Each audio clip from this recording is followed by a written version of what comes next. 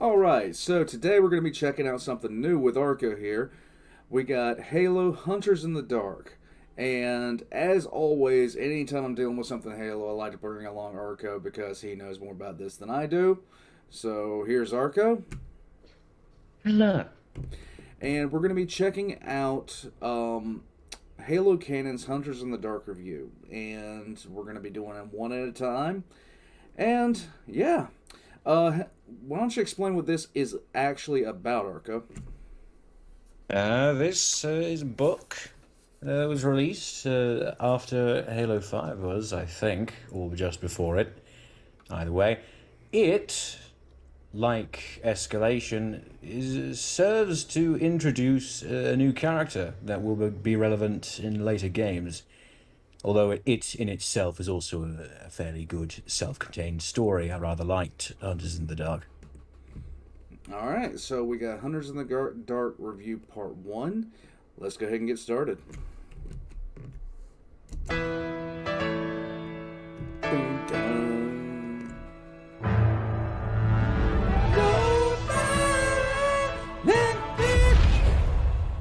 Hey guys, welcome back. A few weeks ago was E3, and while most people were excited about the major reveals at the Gaming Expo, that wasn't the only focus for the Halo community. For better or worse, 343 chose to release the next Halo novel, Halo Hunters in the Dark, that same week. The book is written by Peter David, also known in the Halo community for his work on Halo Helljumpers. Set in 2555, the book takes us back to the forge of the Halo array, the Ark, bringing back some established characters and gives us some backstory on a new character that will take a prominent role in Halo 5 Guardians.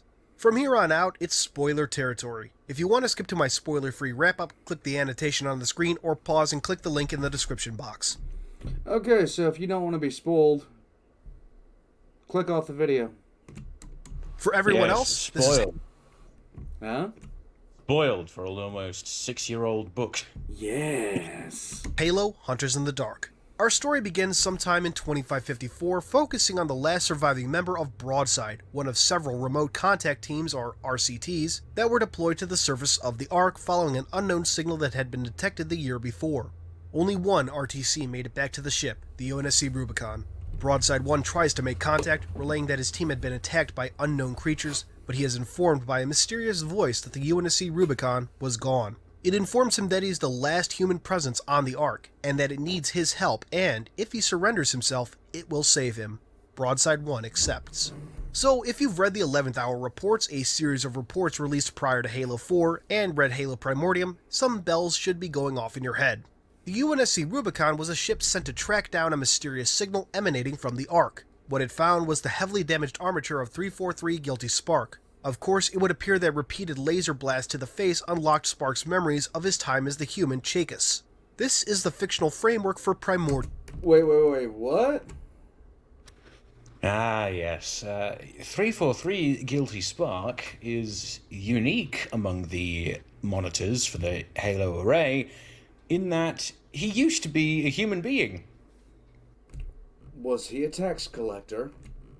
No, though he was a swindler. Oh, well, it does make sense. So yeah, he got mortally wounded after being caught up in some big Forerunner galactic business shit, and well, I suppose it was either the librarian or the isodidact who felt bad about it, so they got scans of his brain and put his memories into a monitor, so that he could help watch over the Halo array and Installation 04. Oh, that's always fun. It's always nice to have a dickhead get a redemption arc and not redeem himself. At the end of the book, Spark knocks out the Rubicon's crew and departs for destinations unknown as he pursues the Life Shaper. Interestingly, while this all presumably took place in 2554, based on the context given in the book, the ship wasn't declared MIA until 2557. I'd be interested to hear the story behind that. Moving forward, we jump to March of 2555 on Installation 07, Zeta Halo.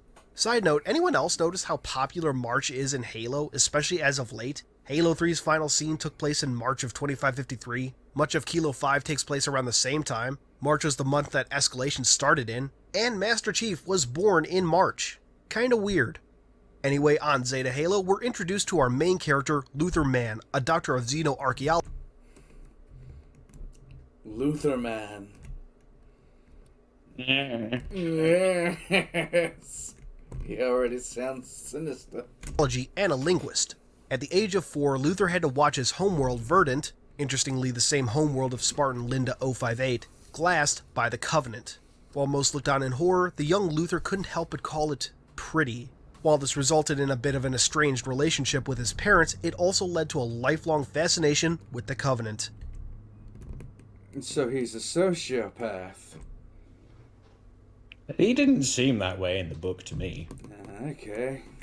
Post-war, Luther took advantage of the newfound peace to study the Covenant and Forerunners, leading to a station on the Shield world now known as Trevelyan, formerly Onyx, and his discovery of Zeta Halo's location. We then meet Henry Lamb, an engineer and close friend of Luther. As we learn, Luther, Henry, and the Zeta Halo team have been working for weeks to find Halo's control room and activation index, a feat proving incredibly difficult as it would appear that this Halo was designed differently from the others. Again, if you've read Halo Primordium, you know that this is indeed the truth. As Luther and Henry begin their search for the control room this day, we get a pretty good description of Zeta Halo, and it presents some canonical problems. Much of what Luther describes sounds more like Installation 04 or 05, whereas the depiction of Installation 07 in Halo 3 was more akin to a planet like Venus with heavy cloud cover. This was reaffirmed in Halo Primordium by UNSC scientists. Of course, we now know that this took place before this story, so what's depicted in Halo 3 and Primordium could be based on outdated information. It is entirely possible that Zeta Halo largely recovered, as Luther also describes local wildlife. Of course, there's another problem. A post by Catalog from a while back, which stated that the flood presence that was time-locked on Zeta Halo's surface was still present when it was discovered, and that it had been burned away by the Saghili. While I'm still convinced the Catalog meant Installation 05, the fact remains that current fiction seems to have some timeline issues. So anyway, Luther and Henry are about done examining a site when they noticed a small blinking light that seems to indicate a countdown, one that would likely end with the activation of the Halo array. We jump to a meeting with the UNSC Security Council along with a few civilian scientists, including one Dr. William Iqbal, who some might recognize from a short story in Halo Evolutions, one that focused on, among other things, reactivating the portal at Voy. After contacting the research stations near Installation 03 and 05, and corroborating data recovered during the Battle of Installation 05, it is confirmed that the Halos are indeed counting down to fire, and they have 5 weeks. Dun dun dun! Yes. After much deliberation, it is decided that the Saghili will be brought in, despite protests from Saren Osman, and that reactivating the portal at Voy is the only way to get to the Ark, where the activation sequence can be stopped. We jump over to Sanghelios, where a familiar Sangheli is taking out one of those that oppose the Arbiter and his peace with humanity. This is Uze Taham, best known as the 4th co-op character in Halo 3. He returns to Vadam Keep, hoping for some downtime, only to find that Thel has another task. Uze is to travel to Earth and help solve the crisis of the imminent firing of the Halo array. Of course, he won't go alone. He'll be accompanied by a Huragok named Drifts Randomly, and another Halo 3 co-op character, Unthos Thraum. So the penis monsters are named random shit. No, we've told you this before, boss. Engineers are named for the manner in which they float directly after they are created. That's so fucking weird. Yes. Imagine the amount of adjectives. We jump back to Earth where we're introduced to Captain Annabelle Richards, the woman personally appointed to oversee the Ark mission by Sync Oni Saren Osman. She is accompanied by Spartan Frank Kodiak as they greet Untho, Uze, and Drifts. After some brief introductions, during which it's noted that Drifts once worked with the key ship that was used to activate the portal, Kodiak escorts the Sangheli and Huragok to the location where Luther Mann and Henry Lamb are, now overseeing the portal reactivation project. Sometime after, we're introduced to Spartan Elias Holt. It's noted earlier in the book that Spartan Kodiak sported an artificial arm. Through Holt, we learn that the Sangheli who cut it off was none other than Unthos Thraum. Needless to say, Richards just about shits her pants and runs after the group, fearing the worst. Elsewhere, we find ourselves with Luther and Henry, and we get our first look at Olympia Vale. We don't learn much at this point, only that she's a skilled linguist. Kodiak, Untho, Uze, and Drifts soon arrive, and introductions are made with Vale's help. When Drifts is introduced, we learn that Luther and Henry both worked with Huragok before, likely referencing the Huragok recovered from Trevelyan. Further, Luther actually picked up on some of the Huragok language and is capable of communicating with drifts without a translation device, much to the astonishment of the Sangheili. After some further introductions and diplomacy, Drifts gets to work to reactivate the portal. At this time, Captain Richards shows up, running like a madwoman, and awkwardly asks if everything is alright. Though Kodiak has been giving Untho strange looks from the moment they met, this goes unreported. Richards, wanting to avoid any further awkwardness, calmly requests that Kodiak reports to her at his convenience, which he does not long after she leaves. Meanwhile, we get a bit of insight into Vale's background. Over the course of talking with Uze, in Sangheili by the way, Vale reveals that she taught herself Sangheili by listening to Covenant recordings. Following the war, she spent several months on the Sangheili colony of Kale Mothka, a colony deeply embroiled in the Sangheili Civil War, much to Uze's astonishment. This landed her a position as an Oni diplomat to the Sangheili. Soon after, Uze gives his backstory. In short, he was the son of a swordsman in the keep of Sumai. Uze's father, Toha Sumai, was regarded as one of the best Sangheili swordsmen and trained Uze in combat, though Uze would never know this was his father. Uze would then go on to graduate with honors from one of the top war colleges on Sanghelios. During his time with the Covenant, Uze was offered and declined twice to join the Honor Guard. This led to countless punitive actions over the years and at least 2 attempted assassinations, although Why would they be that pissed off at him for turning down positions in the Honor Guard?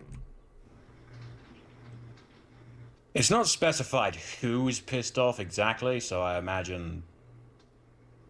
I'm not actually sure.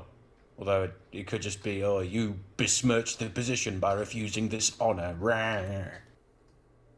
Yeah, that sounds about right. all of which Uze was obviously able to avoid. Needless to say, these conversations forged the start of a strong relationship between Vale and the Sangheili. Meanwhile, Kodiak meets up with Captain Richards, whom is rightly pissed with the Spartan. She berates him for not informing her of his connection to Untho. Kodiak points out, however, prior to their first meeting, he had no way of knowing that Untho would be the Sangheili present, and that Kodiak has kept calm thus far. Richards lets the issue go for a moment, but sternly tells Kodiak to keep on his best behavior. We jump forward a couple of days with no noticeable progress on activating the portal. Untho is practicing his swordsmanship near the site when Kodiak, this time in full armor, approaches him with an energy sword of his own. After a brief exchange, the two start sparring, but it quickly becomes clear to Untho that Kodiak isn't doing this for practice. Over the course of the battle, Kodiak reveals that Untho was the one who took his arm. The battle continues to escalate when a shockwave rocks the region. Drifts randomly had activated the portal. The shockwave knocks over a tree which pins Untho to the ground. Though Kodiak has him dead to rights, he instead frees Untho and they go meet up with their comrades. With the portal open, it seems it's time to gather everyone up and head through. Before anyone can do anything, however, a retriever sentinel comes through and starts doing what it was made to do: gather resources. It's quickly taken out by the UNSC Endeavor, thankfully. In light of this new development, Untho, Uze, Drifts, Richards, Kodiak, Holt, Vale, Luther, Henry, and a handful of Marines meet on board Mayhem, Untho's ship, to discuss what to do next. Interestingly, and I mean no offense to Peter David, Mayhem is probably one of the most mundane names for a Covenant ship in the history of the franchise. I'm not alone. Seriously? Yeah, I would kind of disagree. There have been other names that are fairly short, like Incorruptible, or I would just move on. In that, right? Anyway, on board Mayhem, Richards reports that she called Osman, requesting additional ships, and wants to wait to hear back. Untho and the Sangheili, on the other hand, feel that no time can be wasted. The portal is open, and there isn't much time to deactivate the rings, especially when you figure in the 3.5-week travel time. The debate goes on for a while, but eventually Untho just decides to kidnap his UNSC allies and head straight through. Just as they are about to head through, though, another Retriever Sentinel appears, this one more heavily armed. Mayhem is able to take it out with relative ease and heads through. Once in slipspace, it's soon discovered that something at the Ark is tampering with the portal. Instead of weeks, the trip will only take a few hours. While a blessing at first, what awaits on the other side proves to be anything but. Once through the portal, Mayhem is attacked by a slew of Retriever Sentinels, all of them clearly armed for serious combat. Though it does manage to take them all out, Mayhem incurs heavy damage and crash lands on the Ark. While Mayhem generally holds together, much of the recon and attack vehicles on board, including a Condor brought by Captain Richards, are severely damaged. Thankfully though, the weapons prove more resilient. Finding themselves about 30 kilometers from the Citadel, Untho and Richards decide to continue the mission. Untho, Uze, Drifts, Vale, Kodiak, Holt, Luther, Henry, Richards and her Marines head out to finish the mission they started. Accompanying them are the Sanghili Kola Bauth and Zone Vadum. And I gotta say, it's nice to see another Sanghili from the line of Vadum. Given that we have a book dedicated to the Shadow of Intent later this year, I kind of hope we get to see Zone again. He doesn't do much in this book, but it's always nice to have Sanghili from the same lineage interacting. With the rest of the Sanghili crew staying behind to do what they can to repair the mayhem, the main group sets out to stop the Halo array. The location they landed in is noted as being pretty damn cold, making for a slow journey, especially with the unaugmented personnel that are tagging along. At first, things seem to be going well, until a creature appears in the distance. This is a blind wolf, though they won't be named until sometime later. The group is initially able to go quiet and allow the blind wolves to pass them by, but another group of creatures described as polar bear-like with tusks shows up. They have eyes, they see the group, and the group opens fire. Polar bears with tusks are usually bad signs. No. Cannot bench press the Coca-Cola bear. This naturally You cannot bench press the Coca-Cola bear. What in the Sam fuck are you talking? Never mind. It's that dumbass Coca-Cola bear that comes out every Christmas where it's a polar bear drinking a Coke. Yeah. Yes. attracts the attention of the blind wolves, and all hell breaks loose. Though they ultimately win, the group doesn't exactly come out unscathed. 3 Marines are killed, and Olympia Vale is nowhere to be found. Though the group doesn't know it, Vale found herself face to face with one of the polar bear creatures. But instead of attacking, she felt a strange calm, and a voice in her head called out to her. She then started walking away with the creature for reasons she couldn't quite understand. It just felt right. So, with Vale MIA, the group decides to split up. Henry, Uze, and Holt are tasked with finding Vale, while the rest continue their mission at hand. Of course, not moments after splitting up, Richards takes a wrong step into a concealed crater, her knee snapping. Richards is out of the picture, and after some protest, she is escorted back to Mayhem by her Marines. Luther, Kodiak, Drifts, Untho, Zone, and Kola continue forward. It's not long before they come across another creature, this one thankfully pretty docile. Described as rabbit-like with wings, Luther finds he's actually able to approach and pet the creature before it flies away. Not long after that, it returns, followed by what's described as a giant white-furred mammoth creature. Though initially expecting more hostility, it turns out that this creature is offering to act as a mount, lifting the group onto its back before heading towards the Citadel. If you haven't figured it out yet, this, Vale's disappearance, and whatever saved Broadside 1 at the start, is all the work of the Ark's Monitor. Meanwhile, the group searching for Vale isn't exactly having the best time. The snow and wind make it difficult to track Vale's path. Interestingly though, it seems that she had already been heading towards the Foundry and Citadel, the same destination the group would ultimately have to head to. When Vale's path is eventually obscured, they have little choice but to continue towards their ultimate destination. As they venture forth, the area starts to warm, once again revealing Vale's path. Incidentally, they also find themselves near the remains of High Charity. And just as things are looking up, a group of Forerunner constructs suddenly appears. It wouldn't be said until later, but these are Armigers, Forerunner constructs related to the soldiers that we'll be encountering in Halo 5. The Armigers attack, though throughout the whole encounter, they don't seem to be trying to kill the group. At least not directly. Several times the Armigers have the opportunity to end the group with their weapons, which incidentally are described as light rifles, but instead do something weird like throw a tree or start an avalanche. The group ultimately survives their encounter, but have once again lost Vale's trail, and worse, cannot make contact with the other group.